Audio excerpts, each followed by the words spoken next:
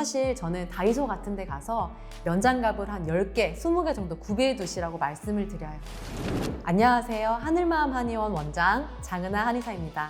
오늘은 주부습진이 왜 이런 별명이 붙었는지, 그리고 어떻게 예방할 수 있는지에 대해서 여러분들께 알려드리도록 하겠습니다.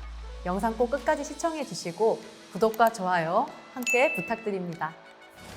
주부습진은 물을 많이 접촉해서 생기는 만성 접촉성 피부염에 속합니다.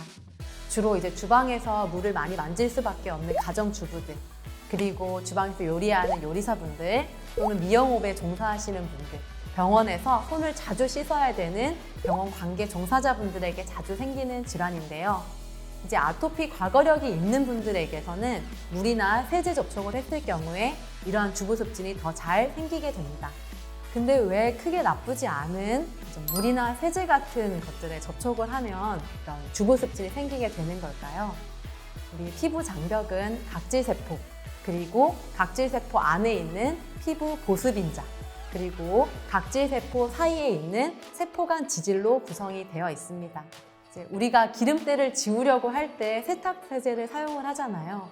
마찬가지로 우리가 물이나 세제를 통해서 손을 씻게 되면 우리 피부 장벽 안에 있는 세포간 지질이 씻겨 나가게 됩니다.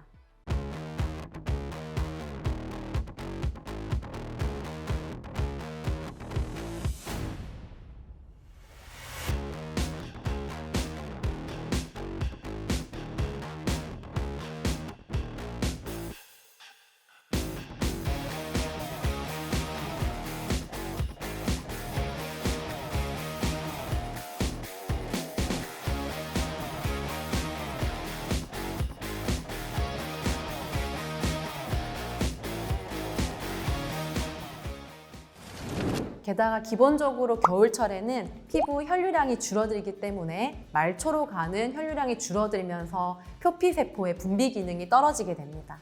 따라서 평소보다 피부 장벽이 약화되어 있는 상황에서 이런 물이나 세제 접촉을 하게 되면 주부습진이 더욱더 호발하게 되는데요. 특히 아토피 환자분들 같은 경우는 이러한 피부 장벽이 약해져 있는 경우가 많기 때문에 이런 주부습진이 더 잘 생기게 되는 거죠. 너무 강박적으로 손을 씻는 행위는 우리 몸의 피부 장벽을 훼손시키는 행위랑 똑같습니다. 따라서 요새같이 위생이 중요한 코로나19 시국에서 위생이 중요한 건 맞지만 가급적 알코올 손 소독제는 피해 주셔야 해요. 대안으로 첫 번째로는 약산성 세안제를 활용하시는 게 좋습니다. 염기성 세안제로 우리 몸을 씻게 되면 이런 기름때, 즉 세포간 지질을 손상시키기가 참 쉬워요. 그래서 미지근한 물로 피부 장벽을 많이 훼손시키지 않는 세안제를 선택하는 것이 중요합니다. 두 번째로 손이 마르기 전에 최대한 빠르게 저자극성 보습제를 발라주시는 것이 좋습니다. 향이 좋은 핸드크림 같은 경우 우리 기분은 좋게 할 수 있지만 사실 손상되어 있는 피부 장벽에는 썩 이롭진 않습니다. 그래서 최대한 저자극성 핸드크림을 선택하시는 게 중요하고요. 그리고 최대한 빠르게 보습을 해주어서 피부 속 수분이 날아가지 않게끔 해주시는 게 중요합니다.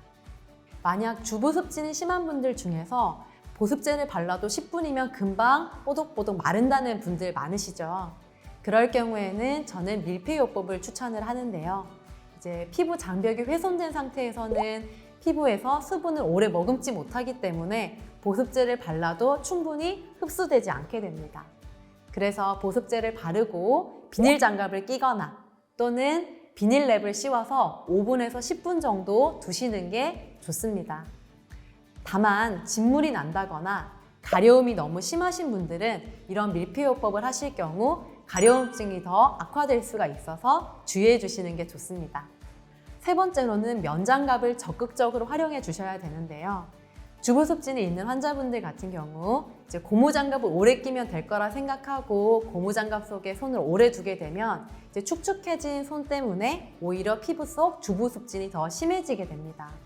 그래서 사실 저는 다이소 같은 데 가서 면장갑을 한 10개, 20개 정도 구비해 두시라고 말씀을 드려요.